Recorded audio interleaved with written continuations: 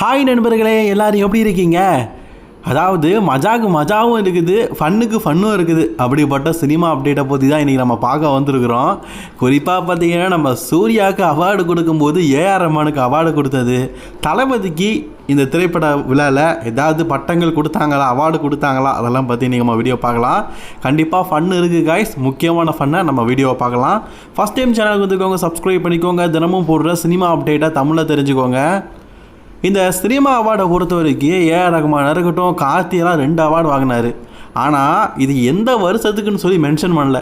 அவங்க பாட்டுக்கு 2018 எடுத்த படத்துக்கும் கொடுக்கானுங்க, 2022 வந்த படத்துக்கும் கொடுக்கானுங்க. சரி, 5 வருஷம் ஆட்சி முடிய போகுது, இந்த 5 வருஷத்தில் வந்த படத்துலையாச்சும் கொடுக்கானுங்கன்னு பார்த்தா 2017 வரைக்கும் போகுது தரமணி படத்துக்கெலாம். அப்போ எந்த கேட்டகரியில் இது இவங்க அவார்டு கொடுக்குறாங்க அப்படின்னே தெரில. இதில் எனக்கு ஒரு பெரிய ஆச்சரியம் என்னென்னா, எச்வினத்துக்கு அவார்டு கொடுத்துருப்பாங்க. அது தீரன் அதிகாரம் 1க்கு. அந்த படத்துக்கு கண்டிப்பாக அவார்டு கொடுக்க வேண்டியது தான். ஆனால் அதை யார் கையால் வாங்கியிருக்காரு பார்த்தீங்களா, அது உண்மையிலேயே நல்ல மூமெண்ட்டாக இருந்தது. தளபதிக்கு அவார்டு கொடுக்க மாட்டாங்க அப்படிங்கிறது நமக்கு நல்லாவே தெரியும். என்னப்பா சொல்கிற, அவர் நடித்த படம் என்னப்பா கருத்துள்ள படமாக இருந்துருக்குது, எல்லாமே மசாலா படம் தானே அப்படின்னு சொல்லலாம். நீங்கள் அப்படி பார்த்தா நீங்கள் இன்றைக்கி அவார்டு வாங்கினதில் முக்கால்வாசி பேர் மசாலா படத்தில் நடித்தவங்க தான். நம்ம கார்த்தியாக இருக்கட்டும், சூர்யாவாக இருக்கட்டும், சூரியரை போச்சு மாதிரினா நல்ல படங்களை நடித்தவங்க ஒரு சில பேர் தான் அவார்டு வாங்கியிருக்காங்க. எடுத்தானே தளபதிக்கு அவார்டு கொடுக்காதது ஒன்றும் பெரிய விஷயம் எனக்கு நான் பார்க்கல. ஆனால் தளபதி படத்தில் நடித்த ஒருத்தருக்கும் அவார்டு கொடுக்கல. அதாவது தளபதி ஒரு படம் இருக்குதுன்னா அந்த படத்துலேருந்து ஒருத்தருக்கும் அவார்டு கொடுக்கல. ஒருவேளை தளபதி அரசியல் வராமல் இருந்தால் சர்க்கார் படத்துக்கே 100 அவார்டு கொடுத்துருப்பானுங்க போல இருக்குது.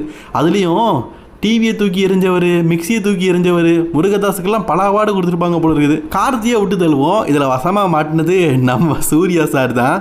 ஆக்சுவலி சூர்யா பார்த்தீங்கன்னா அவார்டு வாங்கணும், அங்கே போய் வாங்கிட்டார். அதில் தான் நடந்தது ஒரு மிகப்பெரிய ஃபன்னு. சூர்யா அவார்டு வாங்கிட்டாருங்க. வாங்கும்போது பார்த்தீங்கன்னா அவருக்கு ஒன்றுமே தெரில. சரி வாங்குவோம் அப்படின்னு சொல்லிட்டு சிரிச்சிட்டு வாங்கிட்டார். வாங்கிட்டு மெதுவாக பேரை பார்க்குறாரு, ஏஆர் ரஹ்மான் போட்டிருக்குது. யோ, நான் சூர்யாயா, அவார்டை மாற்றி தரீங்க.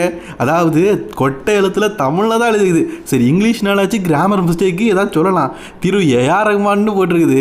அதை சூர்யாவை பார்த்துட்டு ஐயா இது ஏஆர் ரஹ்மான் சாருக்கு ஐயா, எனக்கே இல்லையான்னு காட்டுறாரு.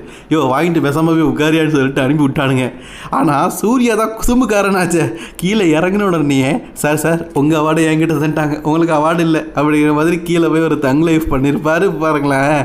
ஆக்சுவலி அதை நம்ம ஆளுங்க ரகசியமாக வீடியோ எடுத்துட்டானுங்க. ஏன்னா அதிலே தெரிஞ்சுட்டு இது வந்து ஏஆர் ரஹ்மான் சாரோட அவார்டு தானே. நேராக ஏஆர் ரஹ்மான் சார்ட்டே வந்துட்டு, சார் இது உங்கள் அவார்டு, நான் வாங்கிட்டேன் பற்றியலா அப்படின்னு சொல்லிட்டு போகிறாரு. ஏஆர் ரஹ்மானுக்கோ சிரிப்பை தாங்க முடியல. சிரிச்சாயவனுங்க ஏதாவது கோழி பண்ணிடுவாங்கன்னு சொல்லிட்டு அவராலையும் கட்டுப்படுத்த முடியல. இப்படி ஒரு சிறப்பான சம்பவத்தை பண்ணியிருப்பாங்க. அதாவது அவார்டு கொடுத்தது ஓகே, ஆனால் தமிழில் எழுதியிருக்கிற ஒருத்தரோட பேரை பார்க்காம கொடுத்துருக்கிறீங்களேடா தமிழக அரசு. என்ன சொல்கிறதுனே தெரில காய்ஸ். இதை பற்றின உங்களோட கருத்துக்களை கமெண்ட் பண்ணிக்கோங்க. அப்புறம் தினமும் சினிமா அப்டேட்டுகளை தாய்மொழி தமிழ் தெரிஞ்சுக்க சப்ஸ்கிரைப் பண்ணிக்கோங்க.